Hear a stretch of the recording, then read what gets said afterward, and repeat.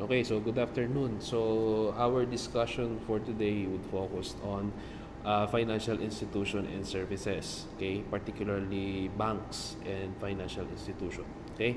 So welcome to the world of Philippine finance. Think of it as, or think of an economy as a human body. For it to function, blood must circulate efficiently, carrying nutrients and oxygen everywhere. In an economy, that blood is money and the circulatory system is our network of financial institution. Okay, so meaning to say, let's say for example, ang mga financial institution, this is the blood vessels wherein money or the blood itself flows. Okay? Ang financial institution po is the connection na meron tayo ngayon.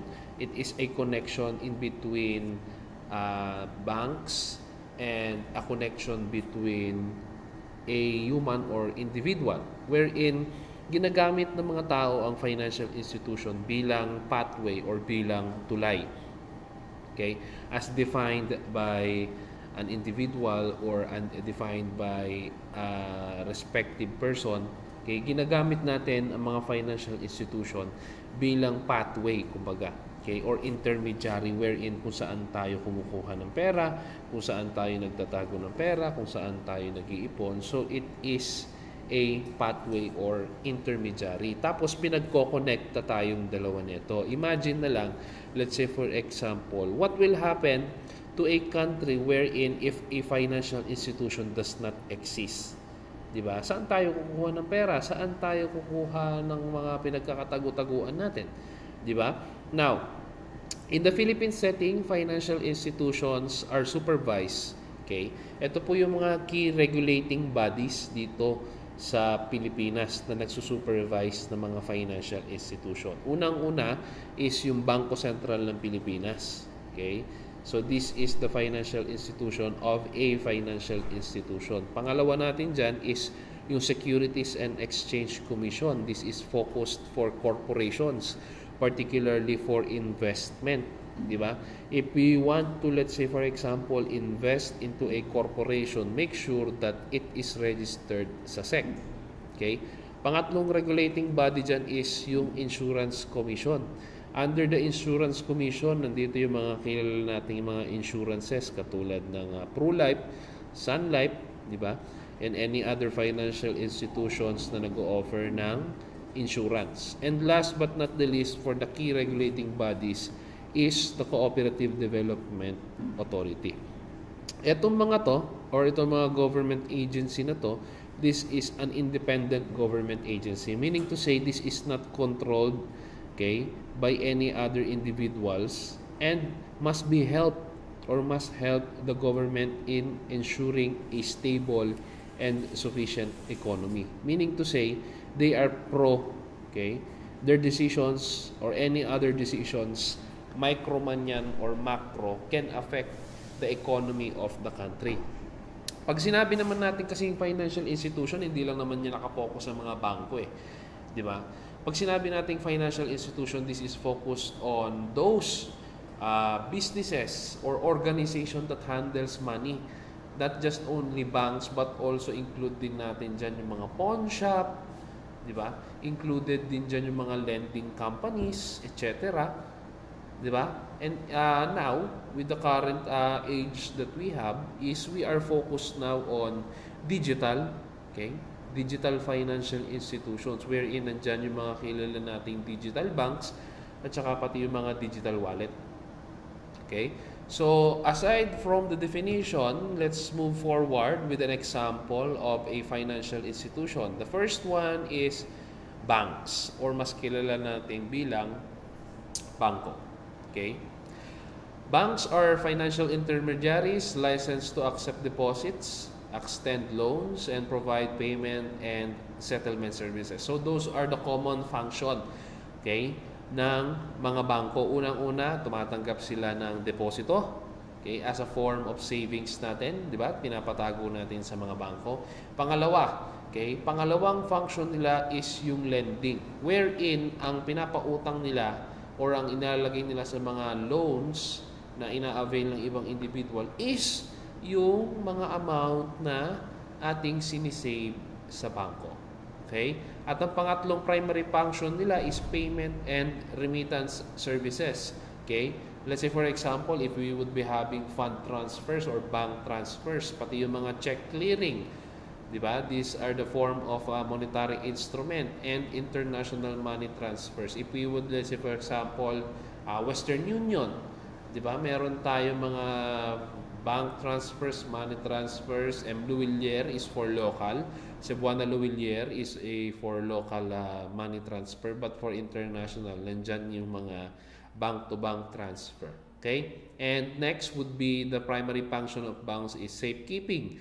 Okay, meron mga bangko na nag-o-offer ng safety deposit box. Ito yung mga kalimitan na papanood nyo sa pelikula na pinapatago ng mga individual yung kanilang alahas, yung mga importanteng documents. Let's say for example, titulo ng lupa. Siguro may mga pinag-aawayan tong pamilya na to kaya pinapatago yung titulo ng lupa. So, possible po magkaroon tayo ng safety deposit box sa mga bangko. And last function is investment banking. Okay? This is for some types of financial institution, particularly on bank. They are assisting companies in raising capital. Okay, so lahat po ng bangko within the country is regular or is under the supervision of the Bangko Sentral ng Pilipinas. Lahat po yan nag-ooperate. Okay, primarily supervised by the BSP under the General Banking Law of 2000. Lahat po ng alam ninyong bangko, BDO, BPI, East West Bank, etc. Lahat po yan sinusupervise ng Bangko Sentral. Now, we have different types of classifications ng mga bangko dito sa bansa natin. Meron tayong 5. Unang-una dyan would be Universal Bank. Okay? Ito lang naman po yung pagkakaiba niyan. Okay? Pagdating sa Universal Bank, according to our definition, these are the largest banks with the widest scope of operations. Pagdating sa areas of operations, lahat ng alam natin na serbisyo na pwedeng ibigay ng isang bangko, lahat yan ay nasa Universal Bank. Unang-una, nandyan ang savings and deposit. Okay? Ino-offer yan ng Universal Bank. Pangalawa, nandyan ang mga loans and credit. Diba? Yung mga pagpapautang, ino-offer yan ng Universal Bank. Pangatlo, nandyan din ang mga investment opportunities. Nag-o-offer sila ng mga investment opportunities para doon sa mga individual. Diba? Let's say for example, you want to invest in the stock market, pwede sa atin yan, Universal Bank. You want to invest into a different stock market, let's say for example, in the USA, meron yan sa Universal Bank. At ang last function ng Universal Bank is they are also offering insurances. Okay? So, all-in-one package. Kumbaga, nasa isang lugar ka na, pagdating sa Universal Bank, nandiyan na lahat ng pwede mong i-avail. Ang gagawin mo na lang ay uupo ka na lang. Okay? Yun po ang sinasabi natin pagdating sa Universal Bank. Example po natin dyan would be BDO, BDO Unibank, Bank of the Philippine Islands, Metrobank, and for the government itself, Land Bank of the Philippines. Pagdating naman sa commercial bank, parehas din sila. Okay? Pagdating kay Universal Bank, if we would be comparing Universal Bank to commercial bank, they are the same. But, mas limitado lang ang sakop ng commercial bank. Sa lahat ng key functions ng Universal Bank na sinabi natin, babawas po natin or tatanggalin natin yung mga ibang aspects ng Universal Bank. Wherein, ang isang commercial bank po, okay, sila po ay nag-o-offer ng savings and deposit. Same pa rin with commercial banks. Pagdating naman kay commercial bank, meron din po ba sila, sir, na credit and loan? Yes, meron din po silang credits and loan. Okay? Pagdating po sa insurances, sir, meron po ba silang insurances na ino-offer? Yes po. Nag-o-offer din po ng insurances ang commercial bank. Magkakaiba lamang po ang Universal Bank versus commercial bank kapag wala pong pagdating sa investment opportunities. You are not allowed to, let's say for example, buy investments or stocks or bonds pagdating kay commercial bank. Doon po sila nagkakaiba. Okay? Pagdating naman po sa thrift banks, these banks are focused on accumulating savings from depositors and investing them. Doon naman po nakafocus ang thrift banks. Hindi po sila nakafocus sa pagpapautang, hindi rin po sila nakafocus sa insurances. Okay? Thrift banks includes savings and mortgage banks, private development banks, and stock savings and loan association. Mas nakafocus po sila na ginagamit nila ang pera mo, ini-invest nila yan, investment opportunities, at saka sila magbibigay ng interest or karampatang interest doon sa inyong mga savings. Sir, okay lang ba kami mag-save sa thrift banks? Yes, pwede po kayo mag-save sa thrift banks. Sir, pwede po kami bumili ng insurances sa thrift banks? Sadly, wala po silang insurances. Sir, are we allowed to borrow money from thrift banks? The answer is no. Okay? They are only savings bank in which the functions of a savings banks is they are using it, okay? They are using it to invest into a different aspect. Okay? The next type of banks is most common sa Pilipinas at nakikita sa probinsya.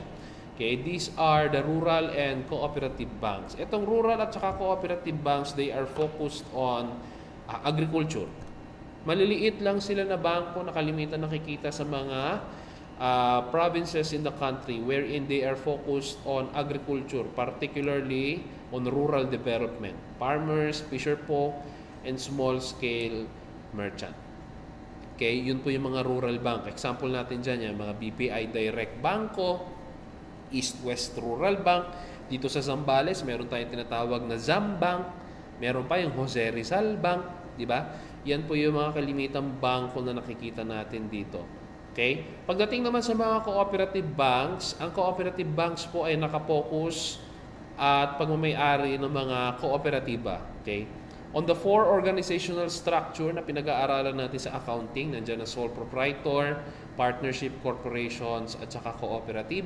Nakafocus po ang cooperative banks for cooperatives only. They are not catering other individuals or other organizational structure. If you are a cooperative and you want to, let's say, borrow money and you are in need of funds, sa cooperative banks po kayo lalapit. Okay? We will be expanding cooperative as your year progresses here in our college. Okay? And last but not the least, ang makabago sa atin ngayon would be digital banks. Pagdating sa digital banks, they are operate exclusively through digital platforms. Wala po silang physical branches. Wala kayong pwedeng puntahan na kung saan pwede kayong mag-open at mag-open ng account. Okay? Lahat sila through digital. Now, we have a differentiation. Magkaiba po ang magkaiba po ang digital bank at saka ang digital wallet. When we talk about digital bank, your savings will be transferred digitally and it is gaining interest. Okay? Kada araw po yan or kada buwan, nag-gain ng interest.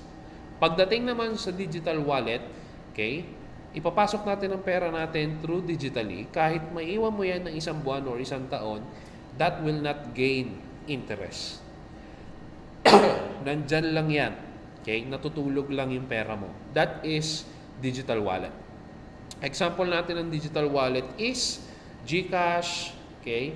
Yung GoTime, aside from GoTime, kasi ang GoTime meron tayong savings doon, meron din tayong digital wallet doon. So if we will be using it as a form of savings, pasok natin doon sa may savings area ng GoTime. Okay? Pero pag wala naman, halimbawa for payment processes lang, ilalabas lang natin siya doon sa ating GoTime wallet. Okay? So that is the difference between digital bank and digital wallet. Okay? Aside from mga banks na meron tayo ngayon, ang Pilipinas po ay meron ding credit unions. Okay?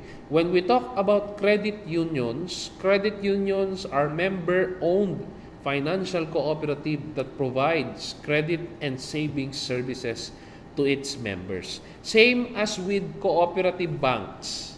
Okay? Pero pagdating sa credit unions, okay, kung sino lamang po ang member nitong credit union na to, sila lamang po ang pwedeng makapag-avail ng serbisyo at produkto ng mga credit unions. Let's say for example, I would be borrowing money from a specific credit union and I am not a member.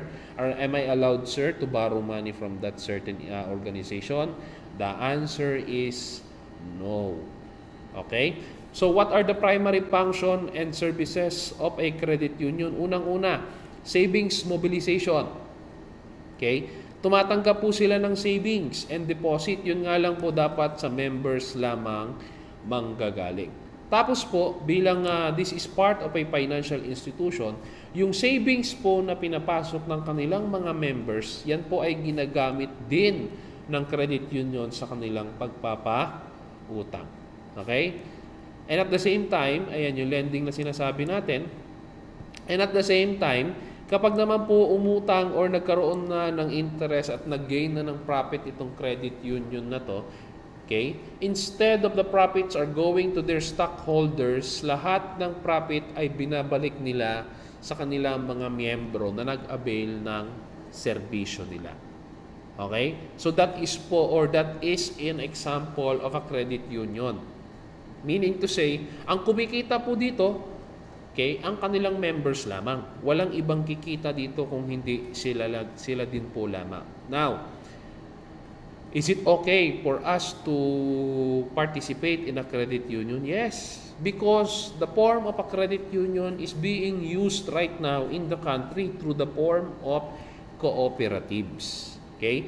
Ang purpose po ng cooperative is to uplift the status. Iangat po sa dulo ng laylayan ang mga kababayan nating mga nahihirapan. Yun po ang purpose ng kooperatiba.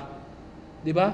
Kung sino lang po ang makakapagtulong sa mga kooperatiba, sila-sila at tayo-tayo rin po ang pwedeng mag-join sa kooperatiba. Di ba? Kaya kung makikita natin, napakadaming members ng cooperative, napakadaming types ng cooperative. Ayan po yung example. Employees credit cooperatives within schools, hospitals, and companies. Di ba? Meron pa pong iba yung mga government employees cooperative, multi-purpose cooperative dito sa Olongapo City. Pati po yung mga vendors. Di ba? Meron din pong kooperatiba ang mga vendors dito. Tricycle drivers, jeepney drivers, meron din po silang kooperatiba. Diba? Kasi po, yan po yung pinakamagandang way para matulungan po yung mga kapatid natin or mga kababayan nating mga nasa dulo ng laylayan. Yan po ang purpose ng credit union at saka kooperatiba. To promote savings and financial discipline among members, provide affordable credit and financial assistance, and encourage self-help and cooperation. Okay? So, if we want to join credit unions, okay, you will be having a subject of cooperative management on your third year. Diba? Pero, I believe most of your parents, okay, are a member of a cooperative. Try to ask them, maganda ba ang kooperatiba? Maganda ba ang kooperatiba? Diba? Try to ask them because they are benefiting from a cooperative. Diba? Next natin, aside from banks and credit unions na under ng BSP, okay,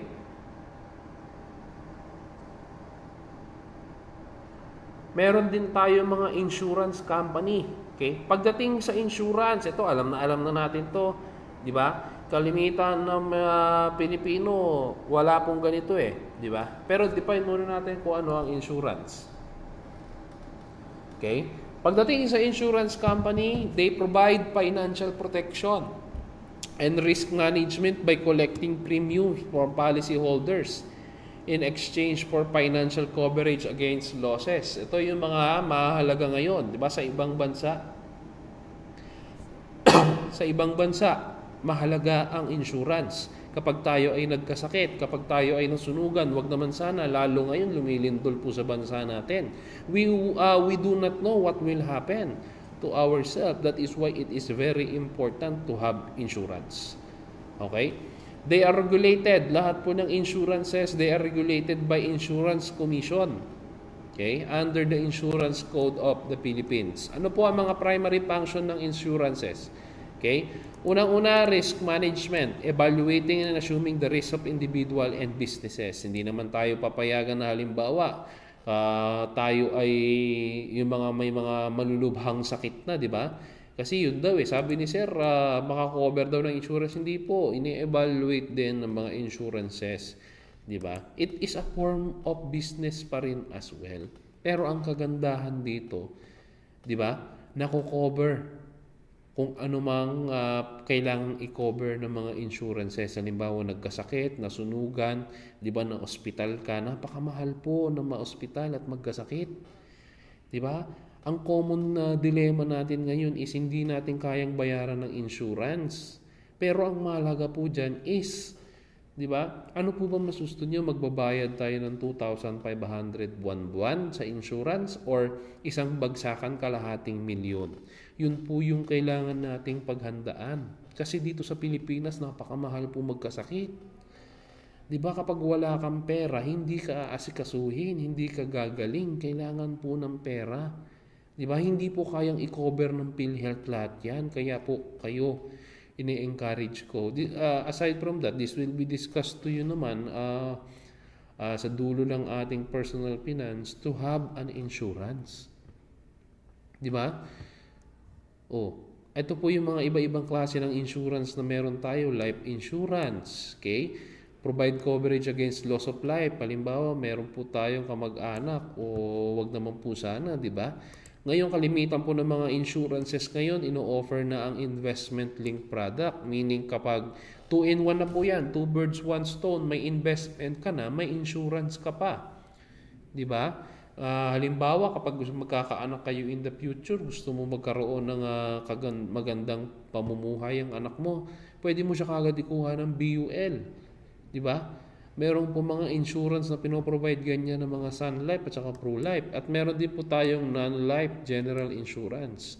Ito naman po yung sa mga ating mga kagamitan. Halimbawa, yung bahay natin, yung kotse natin, di ba? Even Shopee natin, may non-life insurance Di ba? Na kapag halimbawa nag-order tayo ng mga gadgets sa Shopee, okay, kino-cover ng insurance yan kapag halimbawa dumating sa atin na basag. Ito yung sinabi ko kanina, yung cooperatives. Next naman, investment firms. Okay, these are also financial institution. Ano po ba yung investment firms, sir?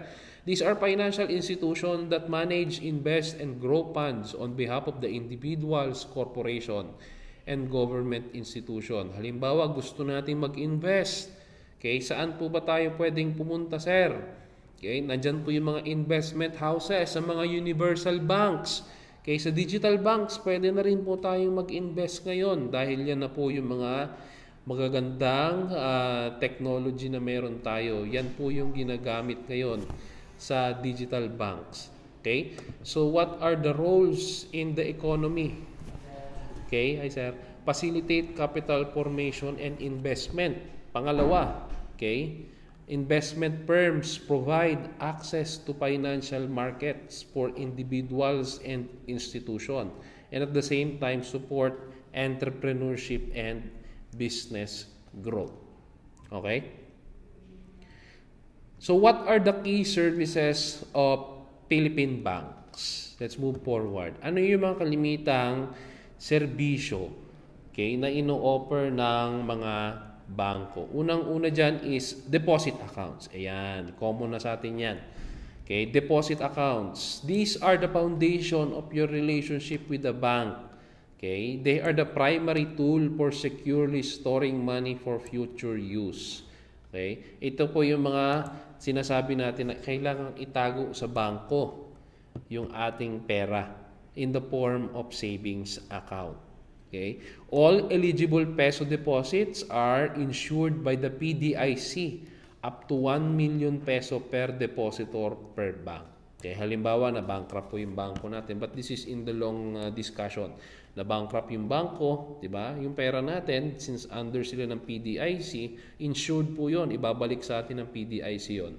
Okay? Up unto 1 million peso per depositor. Halimbawa, syempre, pag ang pera mo ay 50,000 lang, 50,000 lamang po ang ibabalik sa inyo ng PDIC. So what are the forms of a deposit account? Andyan ang pinaka-highlight natin, savings account, the most basic and popular type of bank account. Ano po yung features niyan? Okay? Sila po ay tinutubuan or nagkakaroon ng interest. Okay? Accessible po yan, yung mga savings account na yan, kasi yan po ay pwedeng gamitin sa ATM or automated teller machine, or kung gusto natin mag-over the counter tayo kapag malalaki na yung ating savings account at malaki yung withdrawin natin in the form of passbook. Low barriers to entry. Mabilis lamang po magkaroon ng savings account ngayon, lalo kapag ginawa mo digitally, di ba? Hindi na kinakailangan ng mga maintaining balance. Dati po, kailangan maintaining balance yan at least 3,000, 5,000 eh. Diba? Hindi mo pwedeng galawin yung maintaining balance na yon. Ngayon, okay, as easy as 1, 2, 3 with digital banks and digital deposit accounts, diba? Zero balance na. Okay? Pwede na tayong gumawa ng savings account. Ideal for students, young professional, individuals, okay? Saving for a specific vacation or a new gadget. Example, ayan po. Ngayon po, kung kayo naman po ay negosyante, this is highly suggested to you.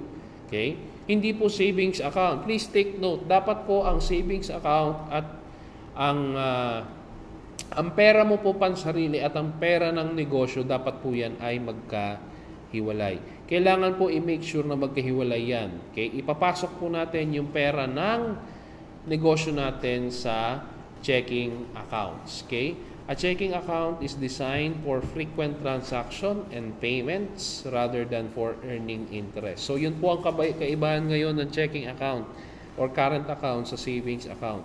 Pagdating sa checking account, hindi po yan tumutubo. Okay? A checking account is used for a much more fast cash flow. Meaning to say, yung cash flow po dyan, napakabilis. Napakadami po ng inflows, bigla napakabilis ng outflow. Diba? So, ang target na gagamit nito is for businesses lamang. Okay? Let's say for example, ginagamit po yan kapag pambayad ng suppliers, okay? Pambayad ng mga bills ng mga negosyo, halimbawa, diba? Ito po yung ginagamit checking account. So, ano po yung key features ng checking account? Andiyan ang check issuance. Ginagamit nila po in the form of payment is yung cheque. Okay? So, I will be showing you checks later on. Okay? Kung anong itsura, kung paano nyo gagamitin, at kung ano ang purpose ng cheque. Okay? Now, yun nga lang, one of the features of a checking account is high balance requirement. This account often require a higher initial deposit and maintaining balance compared to a savings account. Dahil nga ito po ay ginagamit sa negosyo. Okay? Low to no interest. Wala pong interest 'yan. Okay? Hindi po tumutubo ang checking account. Okay, checking account is ideal for businesses that need to pay suppliers and employee salaries, katulad ng sinasabi natin kanina. Okay? Mas maigi po ang paghiwalayin ang savings ng negosyo at ang savings ng pansarili. Okay? So next natin, one of the core services of banks is lending, okay, in the form of loans. Okay, kalimitan, this is the one of their financial product, di ba, yung pagpapautang. Okay, ginagamit po ng mga bangko ang perang dinedeposit natin, kung saan yun po ang ginagamit nila bilang pagpapautang sa mga taong gusto mag-apply for a loan. So what are the common types of consumer loans? Andyan po yung mortgage loan or yung housing loan na ginagamit natin. Okay, common dito is yung sa Pag-ibig. Okay, na tumatagal ng 10 to 30 years. Okay, kapag gusto bumili ng house and lot or condominium. Nag-o-offer lamang po nito ay Universal Bank. Okay? Pagdating naman sa mga gusto na nang bumili ng kotse, nandyan po yung auto loan na ino-offer ng mga bangko. Ang maximum niyan is 5 years. Okay? And last for loans is yung personal loan, a short to medium term unsecured loan, meaning ito po yung mga hindi na nangangailangan ng collateral. Pero pagdating po doon sa housing loan at saka sa mortgage loan, kinakailangan po ng collateral dyan. Mas maganda po na inire-require ni bangko kasi syempre for the security of the bank, they need to have, okay, a certain collateral. Baka kasi nga naman hindi kayo makapagbayad, di ba? Hindi makapagbayad yung individual pagdating sa kanyang inuutang. So, kinakailangan may collateral. Pagdating pa sa lending services, isa pa sa mga ginagamit ng bangko is yung credit card. Okay? It is a form of revolving credit that allows you to make purchases now and pay for them later. So, this will be discussed to you, yung credit card, kasi yun po yung coverage natin for the next term. Okay?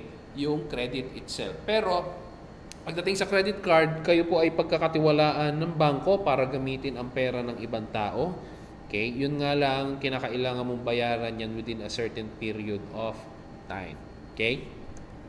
Example po natin dyan is BDO Mastercard, Metrobank, Security Bank, Platinum Mastercard. Marami pong different classification ng credit card. Okay? So, let's proceed with digital transformation. This is the advancement of technology. Ito yung familiar na kayo dito. Okay? Supported by the Bangko Sentral. Okay? Unang-una dyan is yung online banking and mobile banking app. Siguro lahat naman kayo, meron kayong GCash dyan, or some of you are familiar with GCash. Di ba? So these are the most common digital banks that we have right now. Ano po yung mga common features niyan? Mabilis natin makita yung account, balances, and history. Di ba? Gamit lamang ang mga daliri natin. Mabilis lang din mag-send ng pera. Okay? Andiyan ang InstaPay, okay? Mas maganda po, halimbawa magta-transfer kayo ng pera, mas magandang gamitan ng InstaPay kaysa kay PesoNet.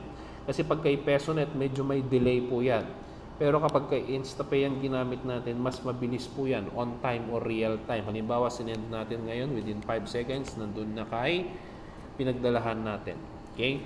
Pagbabayad ng bills, madali na rin po makapagbayad ng bills ngayon through digital banks and digital wallets. Tapos ito po yung ginagamit natin ngayon, yung QR payments at saka yung cardless withdrawal. Diba? Instead na cash po ang pinambabayad natin, QR na lang or GCash number.